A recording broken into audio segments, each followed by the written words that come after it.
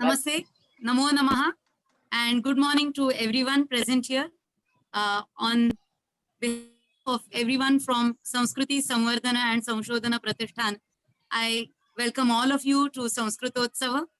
We are on our 21st day today, and I am happy to say that we have with us Dr. Kanchan Mande, who will be speaking to us on a very beautiful topic, that is the relevance of Upanishads in the modern age, something which is most required today. But before we go on to understanding the topic, let me take this opportunity also to welcome the President of SSASP, Shri Dilip Karambelkar ji, the Executive President, Dr. Kala Acharya ma'am, the dignitaries in the form of the speakers who've been with us throughout and are constantly with us. Just for instance, Dr. Sriram Agashe, Dr. Ranjana Nayegaonkar, Dr. Lalita Namjoshi, Srimati Nilima Kade, and many others who are subsequently to join us, and the audience present on Zoom as well as on Facebook and YouTube. So I'm sure all of us are awaiting this beautiful topic, and therefore with no longer wait, let me take this beautiful chance and privilege, honor to introduce Dr. Kanchan Mande to all of us.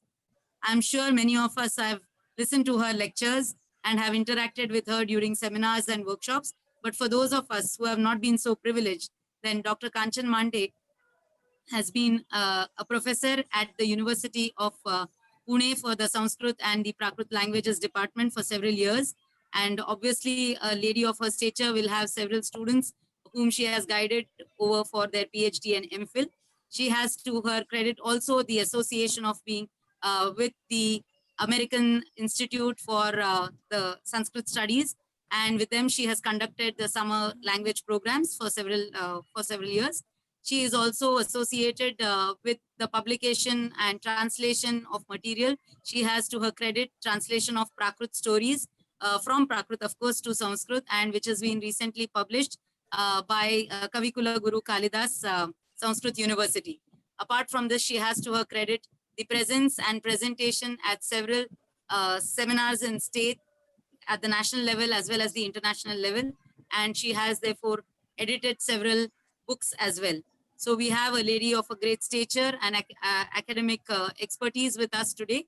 And I would also like to mention two other important aspects about her of having conducted courses and workshops in manuscriptology as well as language identity. She has conducted the language identity workshop, refreshers course, along with the institute at Vienna, and the manuscriptology course with the Bhandarkar Oriental Research Institute. So her association on the academic front is large, and I therefore welcome Dr. Kanchan Mande to present to all of us, rather enlighten all of us on the topic on the relevance of Upanishads in the modern age. So over to you, Dr. Kanchan Mande.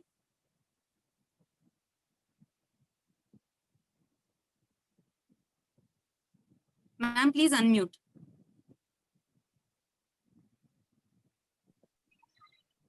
Thank you very much. Thank you, Ruchita ji, for this wonderful introduction. At this juncture, first, I'm grateful to the Sanskriti Samvardhana and Samshodhana Pratishthan, Dilip ji Karambelkar, President, Kala Acharya Madam, Vice President, and Ruchita ji, CEO, along with her, all other officials who are engaged in this Jagannatha Ratha Yatra Utsava, that is 1 month Sanskritotsav, and I'm saluting all the audience along with all these dignitaries. Thank you very much. Now, today's topic is the relevance of the Upanishads in modern age.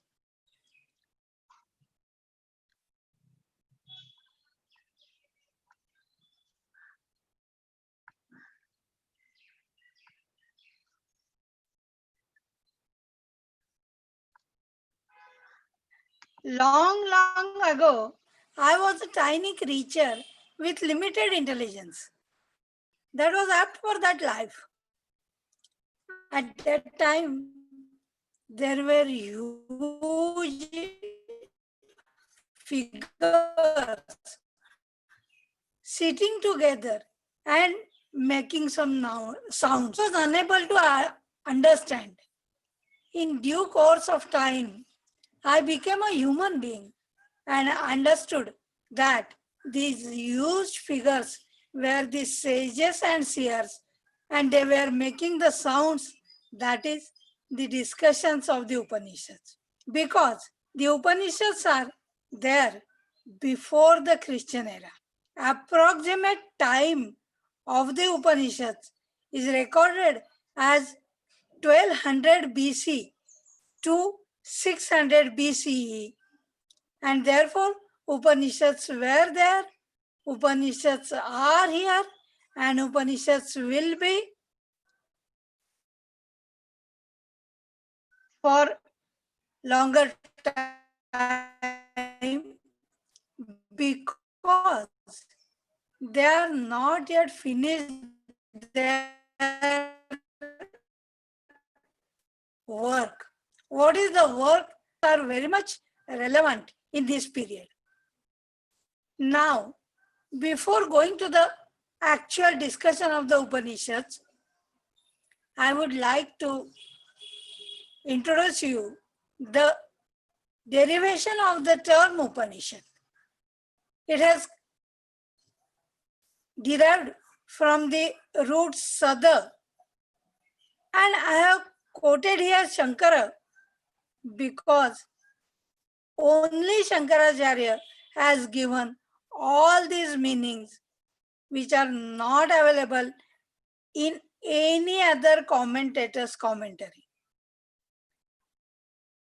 The basic root in the noun Upanishad is Sad with two prefixes, that is Upa and Ni.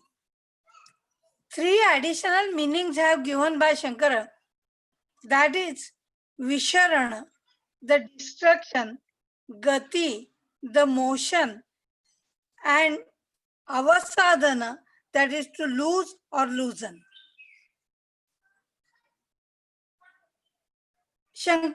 We find this interpretation in Kathopanishad Bhashya. Ye mumukshavaha. Excuse me, ma'am. Can you put your video off because there is low bandwidth? We can't hear your voice clearly. If you can keep your video off, then we can see the screen and also listen to your voice clearly. फक्त video खालचा आहे ना, video ऑफचा click आहे ना, माईकच्या शेजारचा आहे ना, फक्त तेवढंच करा. स्क्रीन दिसेल तुमची आणि आवाजही ऐकू येईल.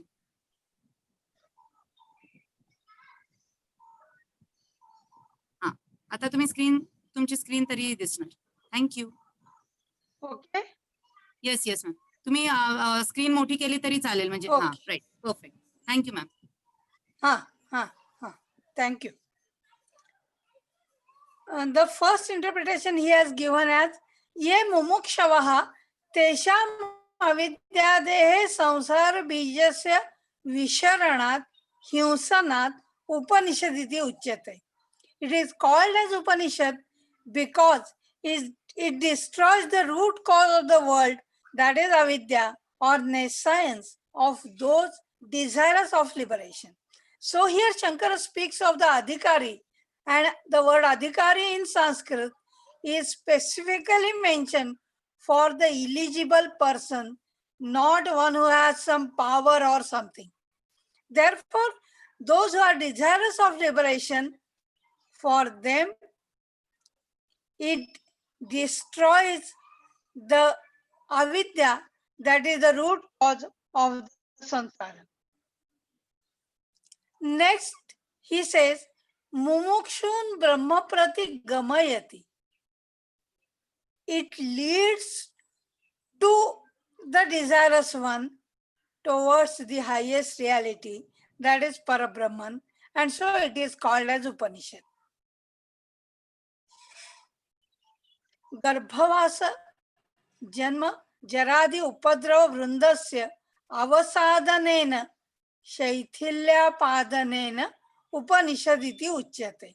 How to destroy the avidya?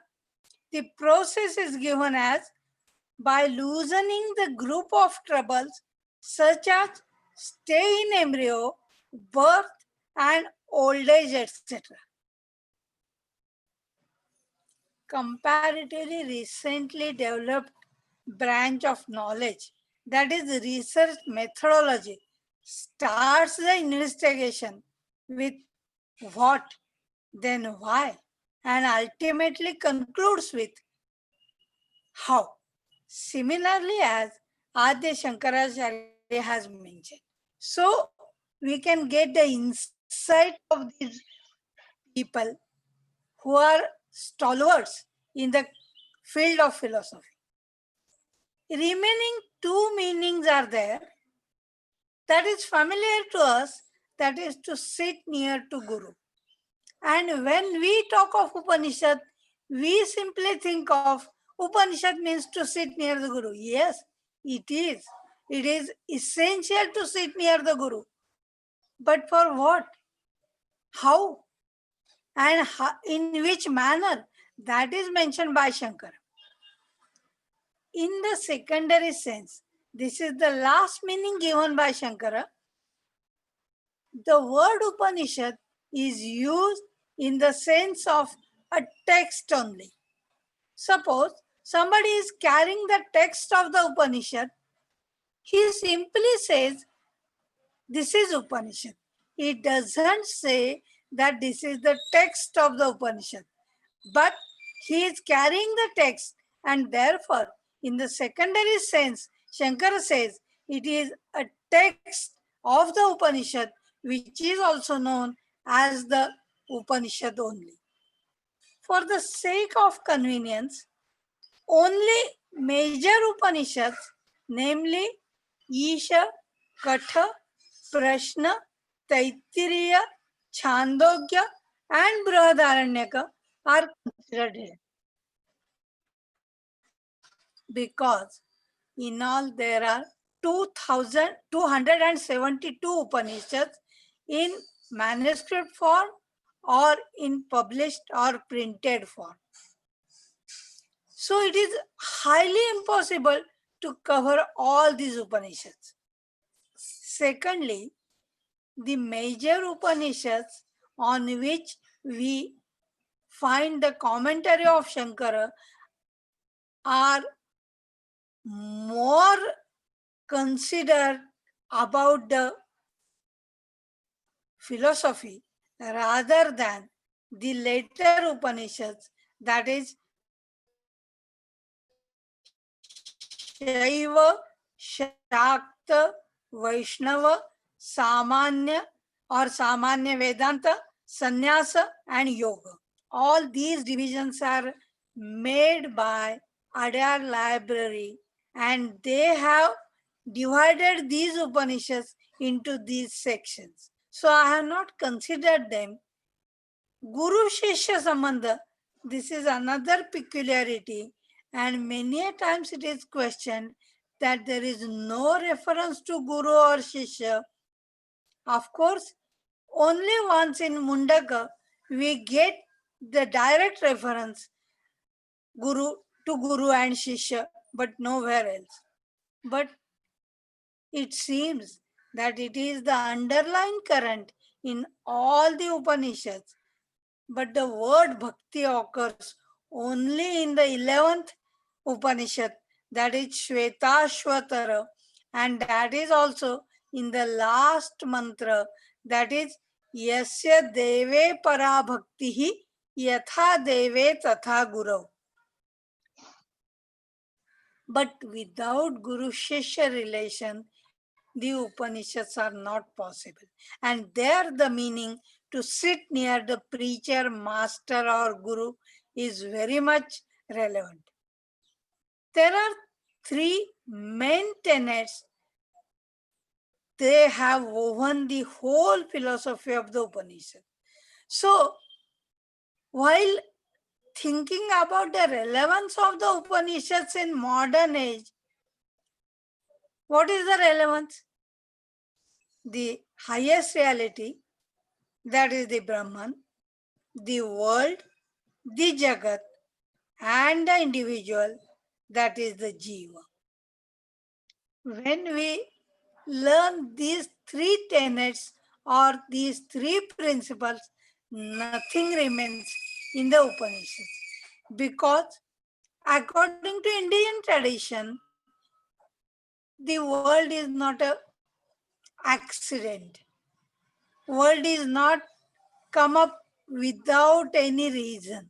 So the highest reality is the cause or the is responsible for the creation. What has he created? Excuse me. It is the world and the individual. So let us begin with the highest reality, that is the creator, but in Sanskrit, the word creator is in neuter gender. Rajanish has very nicely put it, because the creator is the combination of masculine and feminine mentality. It is in neuter gender. Therefore, it is called as Brahman. The word Brahman is derived from the word from the root bruha, that is to expand. See the greatness of the sages and the seers. There is no personified entity mentioned over there. Why? Because then somebody may think that this is not favorable to me. This may be favorable to Shaivites or Vaishnavites or the people who devote themselves to Shakti. To avoid such mentality, they have used the term Brahman, that means all pervading. Anybody and everybody see his own deity, his own beloved deity in the concept of Brahman. In Isha, it is very nicely mentioned. Sa Paryagat, Shukram, Akayam, Avranam, Asnaviram, Shuddham, Apapavidham, Kavihi, Manishi, Paribhuhu, Swayambhuhu, Yatha Tathyato, Arthan, Vyadadhat, Shashvatibhyaha Samabhyaha. I have translated only two words because rest of the words are simple according to me. So Paryagat, this is one sentence.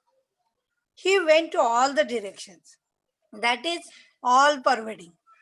See, though the word Brahman is in neuter gender, sometimes it is mentioned as Sa, sometimes it is mentioned as Sa also, as it is in Chandogya Upanishad, 6th chapter, Sa Devata Ikshata.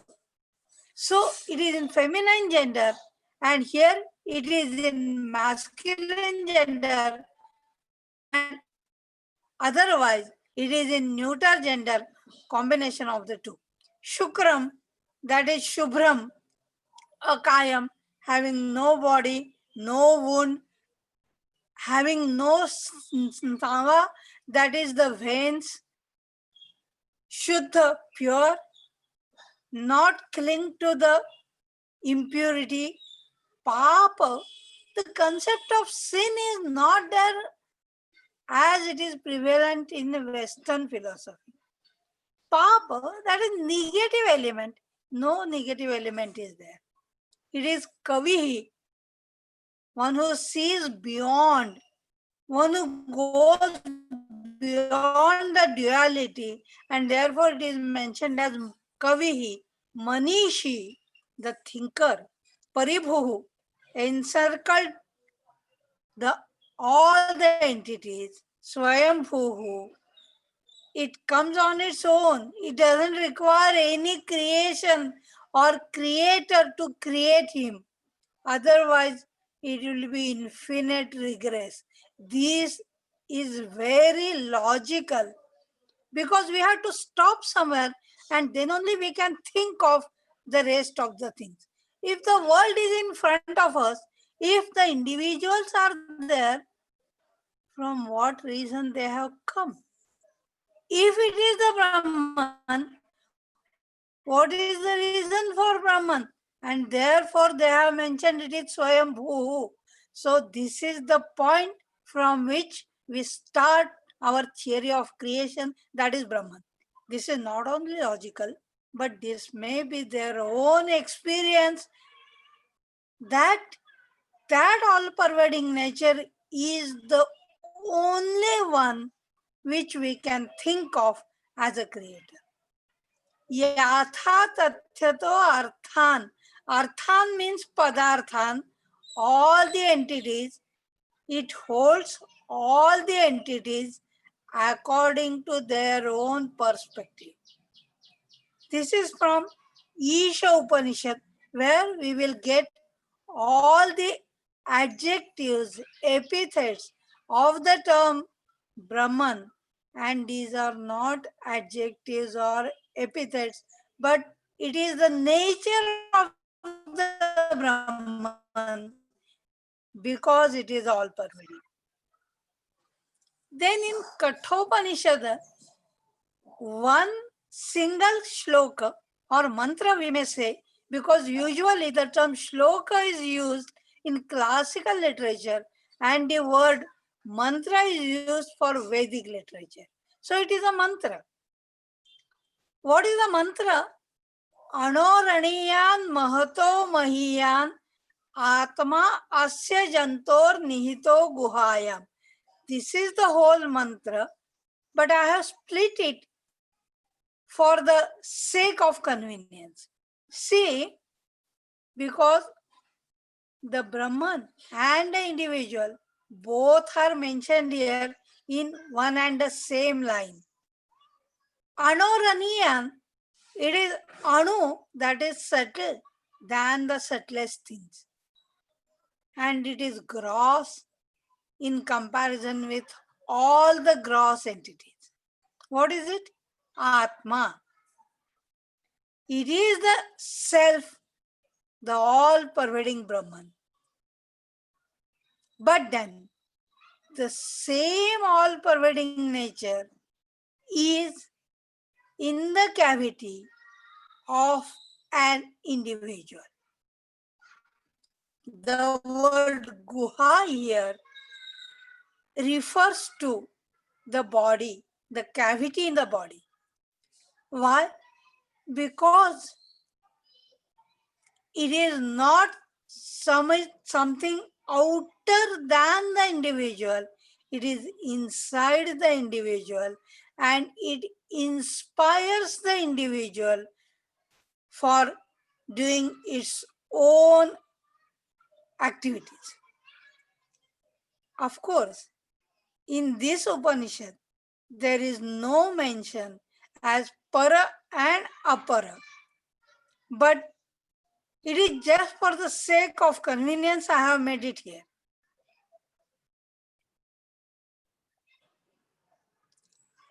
Generally, we talk of Brahman as twofold, para and apara.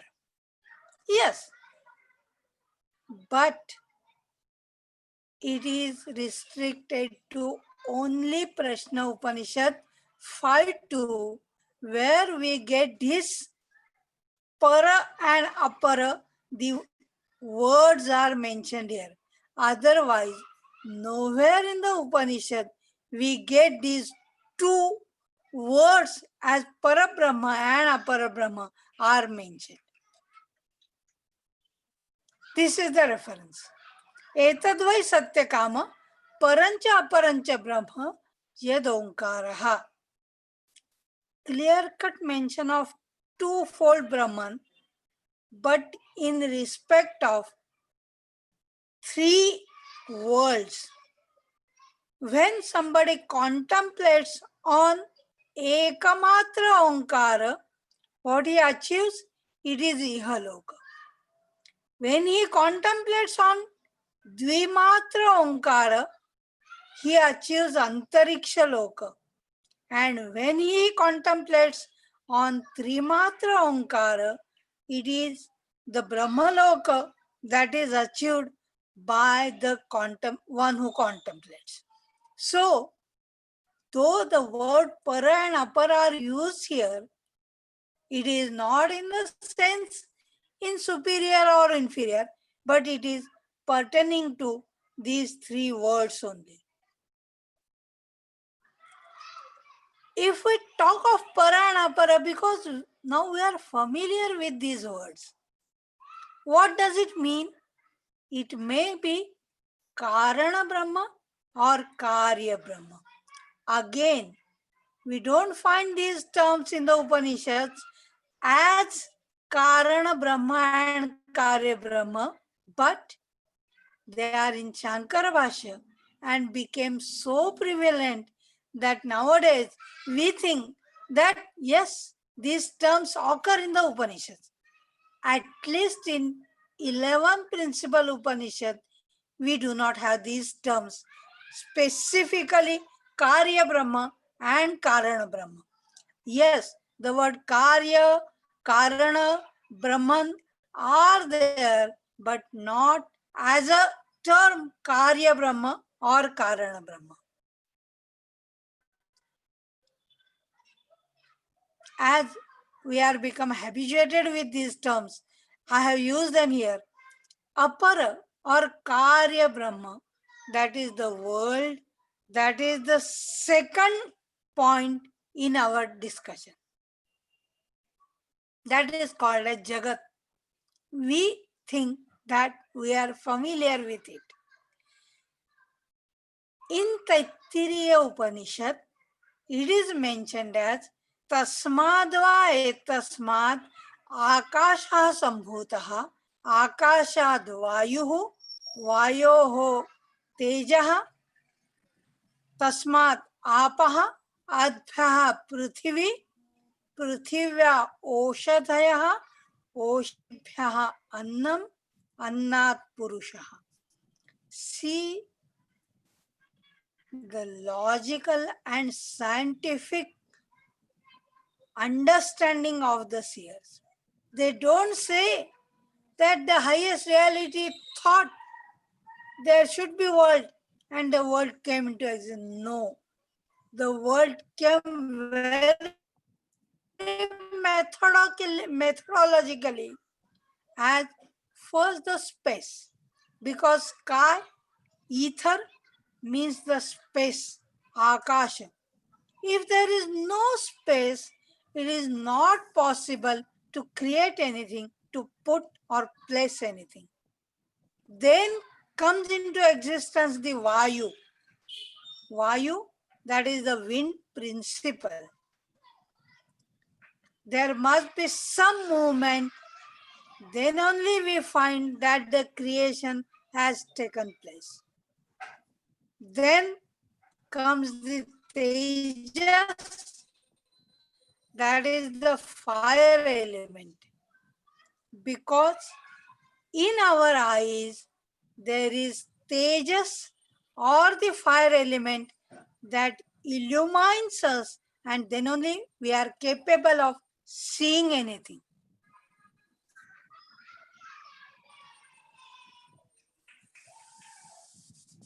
Then comes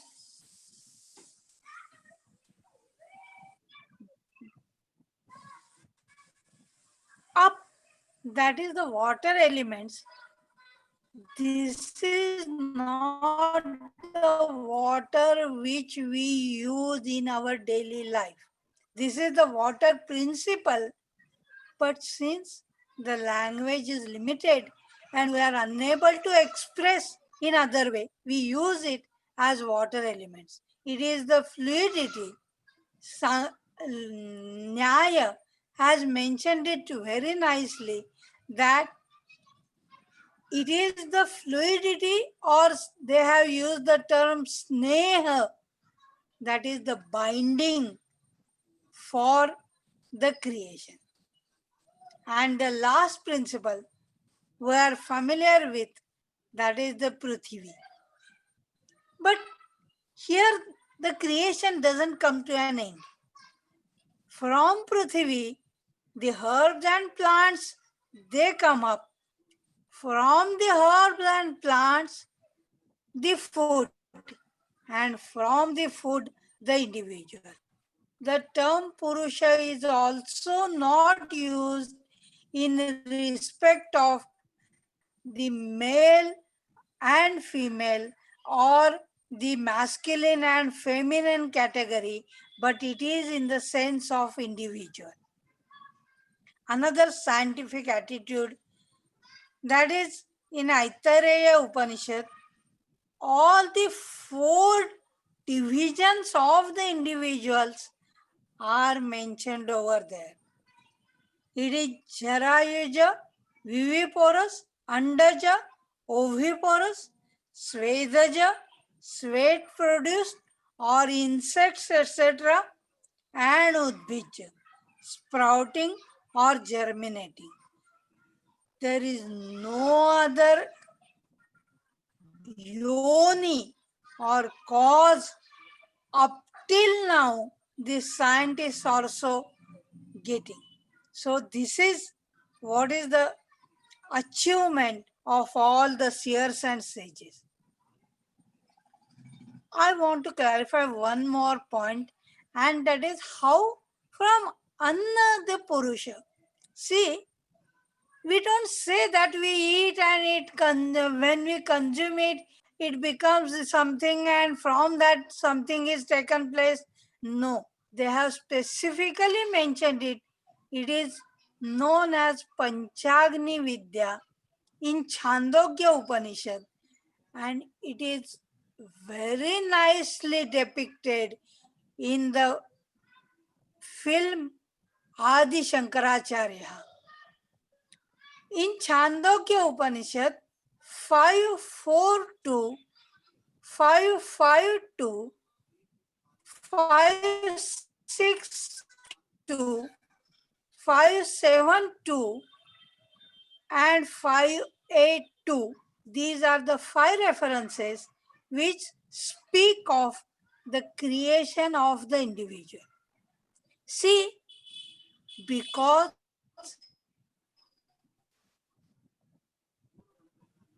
the Indian tradition accepts yajna only enkindling the fire and giving the oblations, but it is offering something and getting something out of it.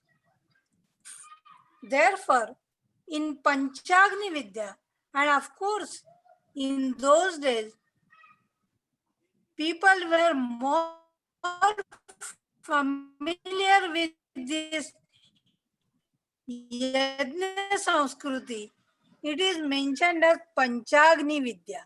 But reference to Vidya is more important. It is not only five fires, but it is the knowledge of the five fires which culminates in the individual. The fires are namely Asauloka. It begins with Asauloka. Why? Because after the departure, nobody knows where the individual goes. Therefore, it may go to the other world, and in that sense, the word Asauloka is used. What is the result of that? That is Soma. Shankara makes it clear that it's Chandram Karyam. This is the activity of the moon. What does it mean? It is related to herbs and plants. Therefore, the result is Soma. Then the second fire is mentioned as Parjanya. From the Parjanya, actual rain is produced. Where the rain comes? On the earth. So, the next fire is earth. The earth produces the food, that is the reason for the Purusha. Then from the Purusha, the semen, or the Retas comes up. It goes to the Yoshit, that is 3, and then the embryo takes place. See the scientifically, how scientifically they have mentioned all these things. Now, I want to deal with a very interesting and a unique topic. The individual has come into existence, but in Aitareya, very unique understanding of the Upanishad, that the soul enters from the center of the head, that is the parting of the hair, Nandana Dwara, while the physical body comes into existence from the union of male and female. See the references. Sa etam eva simanam vidarya etaya dvara prapadyata. This is Aitareya 1:3.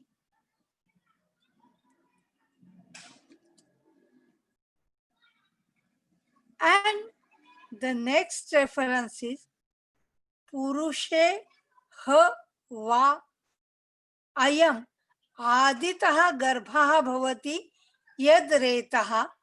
Aitareya 3:1. See the locative case ending is also very significant. Purushe, that means because the locative case ending suggests the support where the thing can be placed. So first, before entering into the women or a female entity, the semen resides in the male entity. This is very scientifically mentioned in Aitareya. But I am fascinated by these two references because the first reference is very clear. Etanam simanam vidare. Having splitted this top of the head, that is the middle of the hair, sa prapadyata. He entered. Who is this he? He is the highest reality. Why is it so? Because Shankar has clearly mentioned idantu dwaram parameshwarasya kevalasya iti. See, no ambiguity, no scope for any other word also. Kevalasya parameshwarasya. Just as Shankara is known as Kevala Advaitin, he has used the word Kevalasya parameshwarasya. This is the gate only of the highest reality.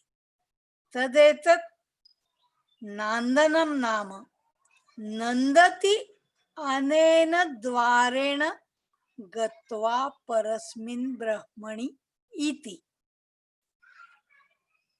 This particular gate entrance, it is called as Nandana. This Nandana, this lengthening of na, that is for metro causa. It is Nandana Dwara. Why Nandana? Nandati anena gatva. The individual becomes delighted through going this gate. Where? Parasmin Brahmani. Again the locative.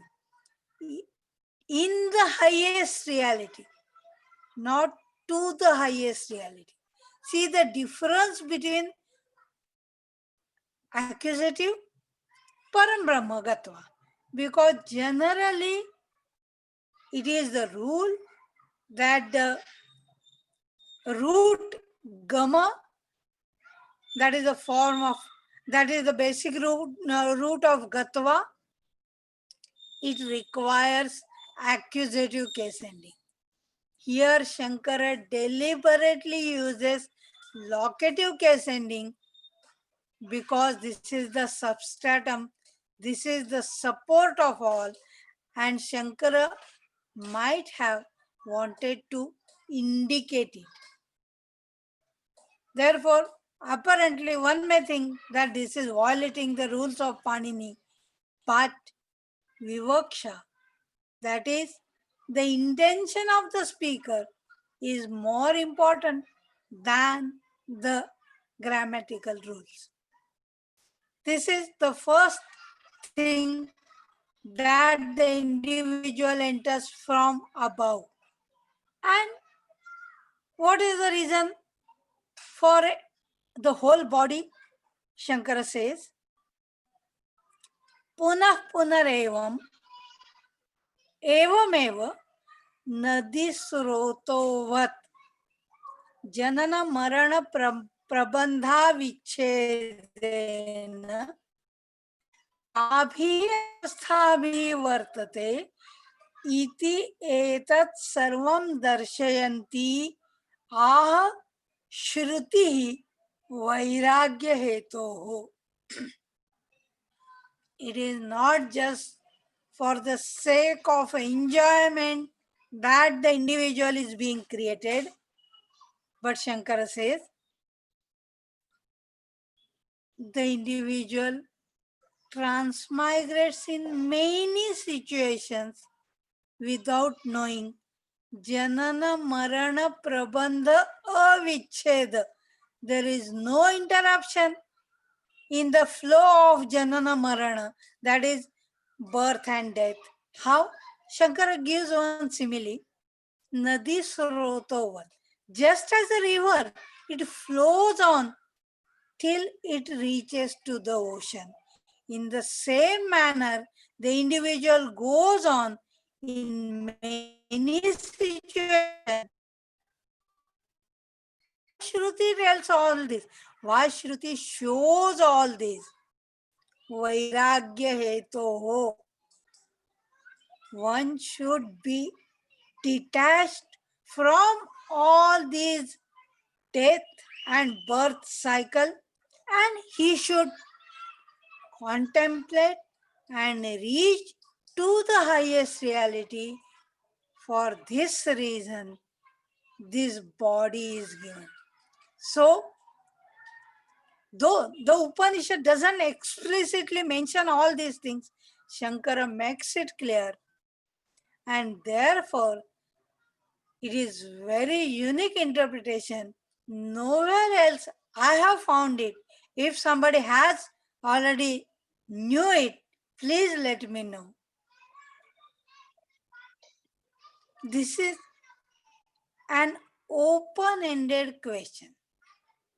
Why does the Upanishad accept the entry of an individual from different centers? Because it is not accepted in modern science, that is allopathy. Also, not precisely mentioned in ancient medical science. Because we find ourselves as the rational animals. Man is a rational animal. So we go by reason. There must be some reason behind this. Then automatically we go either modern medical science or the ancient medical science. But both of them have kept silence over this. Why? Actually, this is a great question which is not very easily being solved.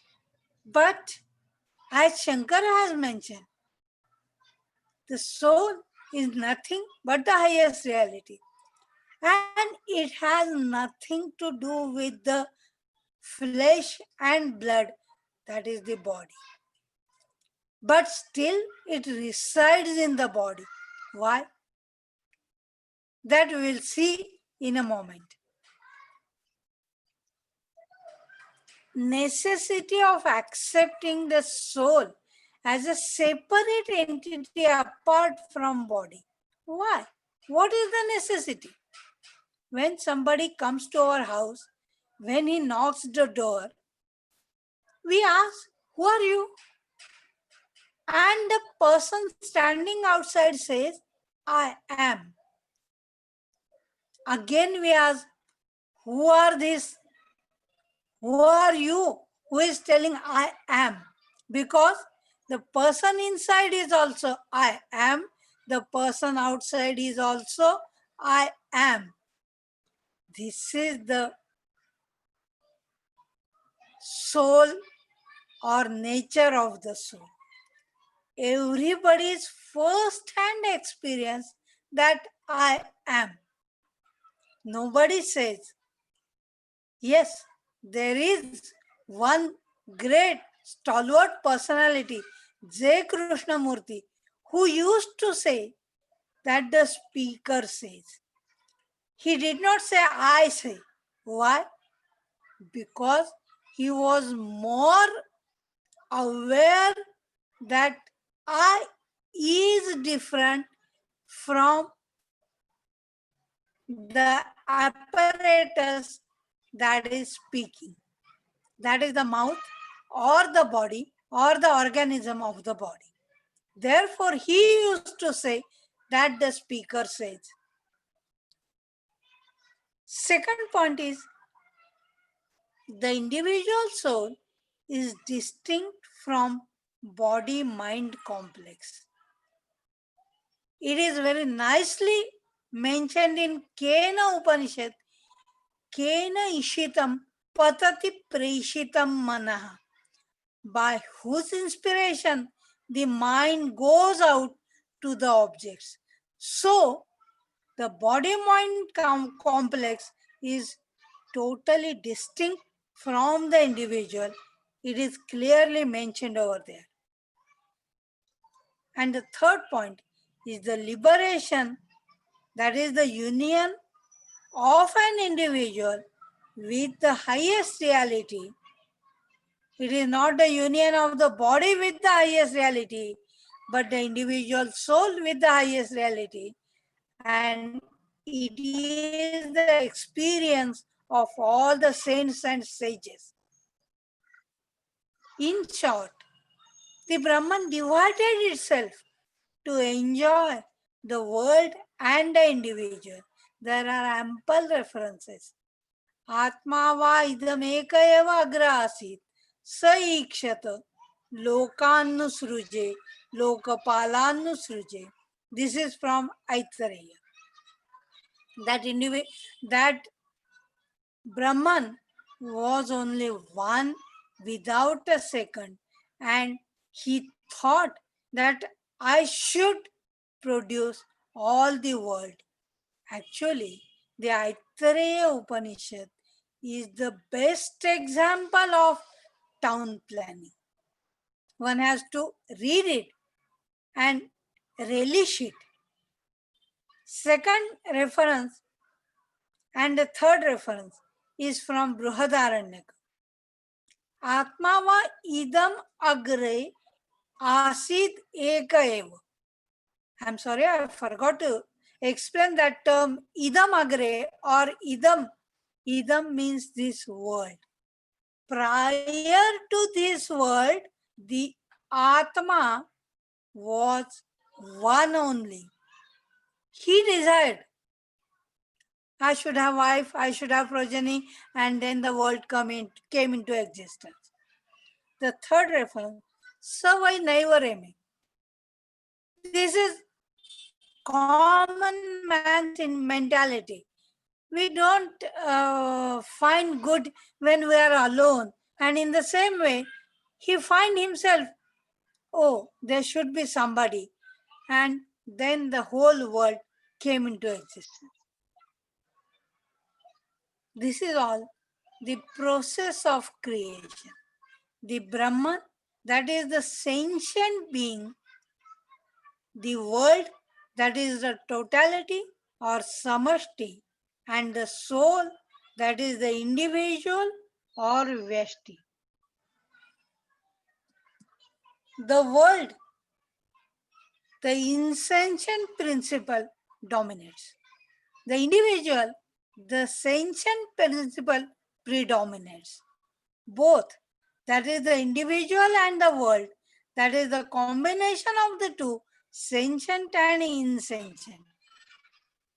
And today's scenario is in front of us, that is the world and the individual, both are the combination of the two.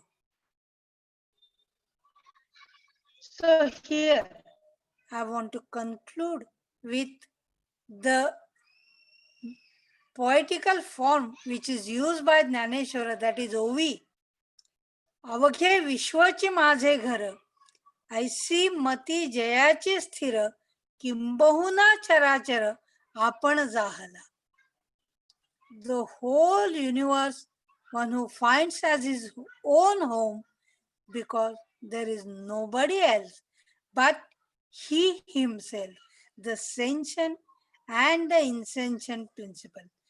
Thank you very much for patient listening, and I am specifically thankful to Atharva for doing all the necessary arrangement for this successful deliberation. Thank you very much.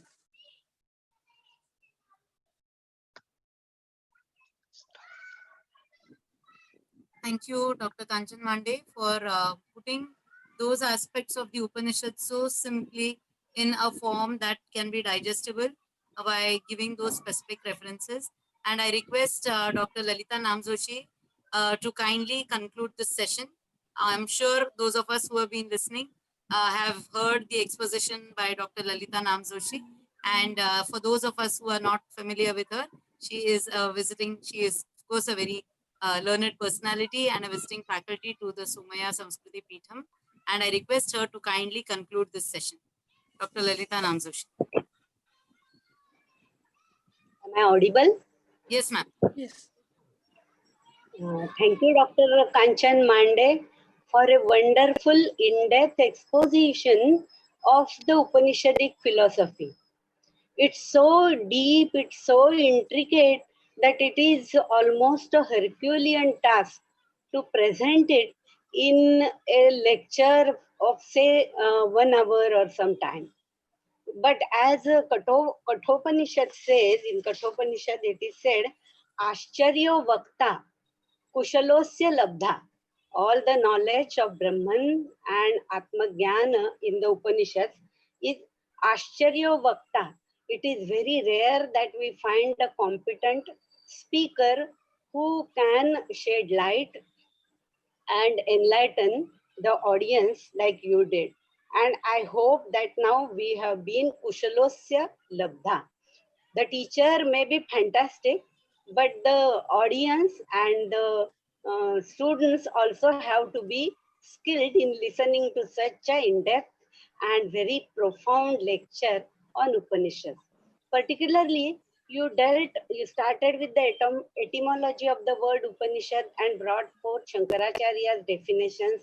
And then when you started discussing the reproduction process explained in the Upanishads through Panchagni Vidya and entering of the individual soul in the human body, which is very rarely discussed while discussing the Upanishadic philosophy. This has been a very scientific and very rational explanation offered by Upanishads. We accept that. But now it has to be looked into deep by science also. Why Upanishadic seers explain the process of birth of a human being and also transmigration in that particular way. And when we can go in deep and study it with the modern science, then it will become more relevant to the modern time. Because there are many aspects in the Upanishads, like I mentioned in my speech about prana and rai. What is the relation between the matter and the energy? Because as the Upanishadic scheme of cosmology also starts from the space, and from space, from subtle to gross, it comes.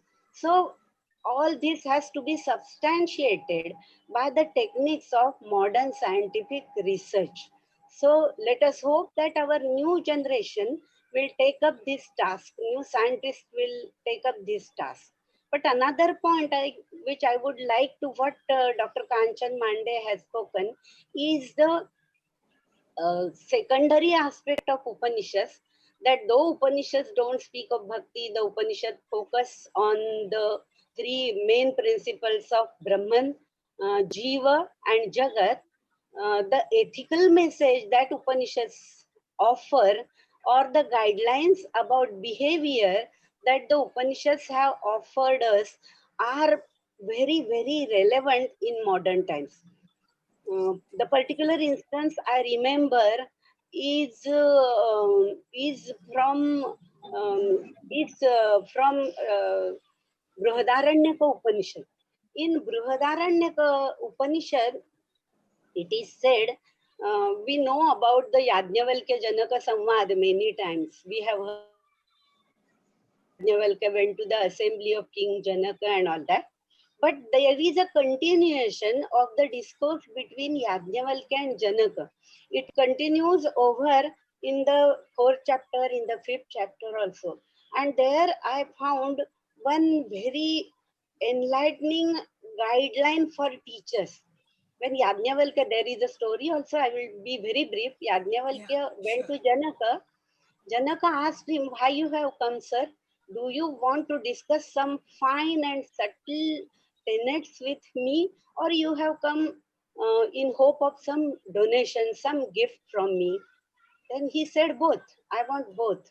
And they started a deep discussion about the philosophical principles which Dr. Kanchan Mande referred to. Then Janaka was very happy and offered the gift to Yajnavalkya. But Yajnavalkya said, no, our discussion is not complete. Yajnavalkya says, Pita me amanyata na anuna shishya reta. Very simple principle. He says that my father has taught me that unless you impart the complete knowledge to the student, you shouldn't accept any Guru Dakshina, any gift from the student. And see now what we have come to. If the child is to go to certain coaching class in 10th, we have to pay the fees when the child is in the 8th standard. The coaching has not yet started. So this principle that unless you train the student, you shouldn't claim any fees. It may sound outdated, but it shows the responsibility on the part of the teacher towards his student. And all the teachers, as teachers, we should be responsible now, like Yajnavalkya. And what was the ultimate goal of all this discussion? Abhayam vai Janaka praptosi. Oh Janaka, now you have reached Abhaya, a stage, ultimate stage of knowledge where you don't have any fear. And that fearlessness, that stage which is beyond all fear, is imparted, is gained only through the study of Upanishads. And that's why Upanishads have been relevant in the ancient times and even in our pre-independence area and even now. Here, it may not be out of place to mention Swami Vivekananda. Swami Vivekananda was inspired by Upanishads a lot. At one place, while lecturing on Raja Yoga, before his lectures, he told the students, and he repeated it many times, that the Upanishads, in his word, I quote, in the Upanishads have taught me in my life, strength, strength, O man, be not weak. That is the message of Upanishads for him. He continues, some may ask, are there no human weaknesses? Then Swami Vivekananda says, there are, say the Upanishads. But will more weakness heal weakness? Do we wash dirt with dirt? Do we wash sin, cure sin with sin? No, strength is the answer. Strength, oh man, strength. Say the Upanishads, stand up and be strong. That was the message he gave to his generation and to the youth. Uttishthata, Jagrata from Kathopanishad. And for simple householders like us, Taittiriya Upanishads also offers a very relevant message to modern day. When Taittiriya Upanishad, Annam Brahmeti Vajanat, the concept of Anna Brahma comes, food as Brahman, it is said that Annam na Nindyat Tad Vratam. You should not find fault with food, and that should be a vow. I think this should be a sign put up in our kitchen, in modern kitchen. If the mother is a very good cook, enthusiastic cook, the children are very critical about food, and whatever she prepares, they will criticize all the people in the household. So from this Upanishad, we should get this message: Annam na Nindyat Tadvratam. There are so many instances in Upanishads which can be valid even for our practical life in this world, and for spiritual life. Upanishads are the fountainhead of all our spirituality. So, Dr. Mande, you brought us the essence of Upanishads and made me think about this. Maybe these are the byproducts of the Upanishad philosophy, but in modern age, byproducts are more important than the main project. So that way, we can gain a lot in the modern context also from Upanishads. Thank you very much for your wonderful lecture. Thank you. Thank you, Dr. Lalita Namjoshi, for adding the icing on the cake. Yes, like you said, it's true. I remember yesterday's Arundhati Nyaya Darshana also, like when Dr. Gauri Mahulikar said about how to identify Arundhati. And today you have taken us in that similar manner. So if we have to reach the core, spiritual core of the Upanishads, we have to go through this. So is this the core? No, no. Is this the core? No. And then slowly we reach to the final point, which is the spiritual one, through all these byproducts. So thank you so much for this wonderful comment, and also adding more value to what has already been spoken, which is so very invaluable. There is a small question here in the chat box, so I will just read it, and if the speaker wishes, he or she may also read it, may speak it. 1 minute, let me just get to the question. The question is from Rupali Kavishwar, who says that Prithvi Purva Rupam, Dyau Uttara Rupam, Akasha Sandhi Vaidyuta Sandhanam in Taittiriya Upanishad, obviously. Please explain this with the relevance of the present topic. Dr. Mande, this question is for you. Yes, please. Yes, please. Yes, please. Prithvi ma'am तुम्ही video करता का? तुमचा आवाज येत नाही. आकाश उत्तर रूपम of Taittiriya.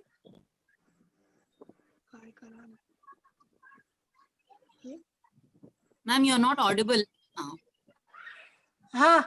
Is it? Yes, yes. Better. Am I audible now? Yes, yes, ma'am. It's better now. Yeah. See,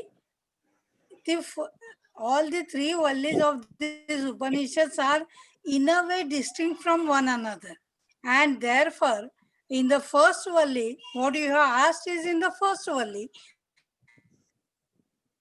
that is Prithvi, that is fivefold method to contemplate on that particular entity. And therefore, Prithvi is mentioned as Purva Rupa, Akasha is Uttar Rupa. That is the first and the last point in the theory of creation. If you want to go further, you can use them as a point of meditation, and then only you can reach to the highest reality. See, the Upanishads have all the while the Upanishads have these two viewpoints in their mind. One is they are meant for the common man, but they do not say very common things. Therefore, all the while they think of the highest reality, and that highest reality.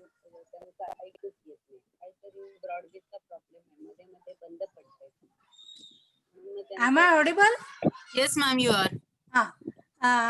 And if you want to contemplate, then only you can reach to the highest reality. That is the main aim, and that's why all this is mentioned. There are fivefold upasana as they are mentioned, and in that sequence, there is Guru Shishya, they are also mentioned over there, or the limbs of the body, they are meant for the contemplation only. That is what I have understood. Thank you.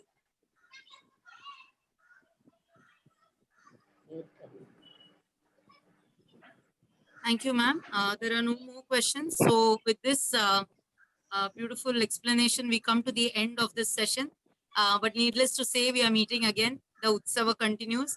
And I'm sure we are all reaching the core of essence of all various forms of learning and knowledge that come from our traditional treatises. And tomorrow we are going to be having a treat once again. And for a change, it will be more about food. So I request Atharva to put up the topic, because tomorrow we are having Professor Dr.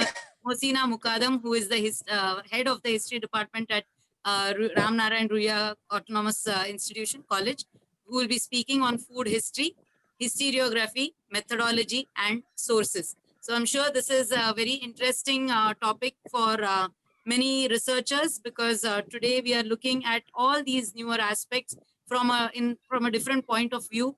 And Dr. Mosina Mukadam, with her years of experience in this field, right from popularizing the study as well as looking at it from a very academic perspective and a research-oriented aspect, has contributed much to this area. So I'm sure there will be people who will want to listen to this, and I request all of you to be present tomorrow here on Zoom, on Facebook, as well as on YouTube.